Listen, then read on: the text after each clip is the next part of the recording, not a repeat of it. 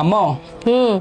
মানুষ তো মৃত্যুর পর জান্নাত পায়, কিন্তু আমি দুনিয়াতেই আল্লাহর কাছে চাওয়া ছাড়াই জান্নাত পেয়ে গেছি। গোলামের ফুর কথা শুনছেন, মানুষ হাঙ্গা বছর ইবাদত করিয়া মরিয়ে যাইয়ে জান্নাত পায় না না পায় হারা হেই চিনতে হরে। আরো বাইশতে থাকতে আল্লাহর দ্বারে মনে করেন না চাইয়ে জান্নাত পাইছে শুনছেন।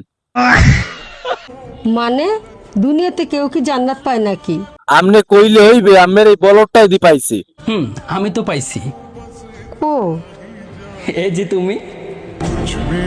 না ভাই, তোর সব কথা আমি বুঝছি, মনে করো মার পান নিচে জান্নাতেটা আমি মানছি, কিন্তু ভাই তোর ওই মার কণ্ঠ হনে মানছে, তোর মায়ের লই তুই করো ভিডিও, তোর মার থতমা দেয় মানুষে, হাত পাও দেয় মানুষে, খালি নাকমু একটা গরুর ঠুসি লাগাইয়ে মনে করো হে পর্দাশীল হয়ে গেছে মনে করো, আর সব কণ্ঠ হনে মানুষে, হাত পাও দেয় মানুষে, তাই হেয়ে আবার ওরে বাবা হে আবার জান্নাতও দাবি করো।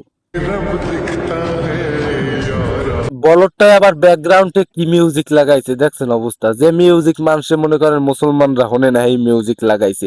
ভাই কি কমু ভাই, আগে বুঝবি হুনবি কোন জায়গা কোন কথা কওয়া লাগে কি করা লাগে, আগে এটা বুঝতেও না এরপর কাজ করবি। এই মিউজিকটার মাইনে জানো, তুজমে রব দেখতা है আরামে কেয়া করু, মানে তোর ভিতর আমি রব দেখতে আছি। এটা মানুষের ভিতর কি মানুষের রব দেখতে পারে বেটা বলটায়? আর তুজমে রব দেখতে হয় আর আমি ক্যা করু, আরে আমি কি করবো? একজন মানুষের ভিতরে একজন মানুষ পরিবর্তন দেখতে পারে হ্যাঁ, কিন্তু রব কখনো দেখতে পারে?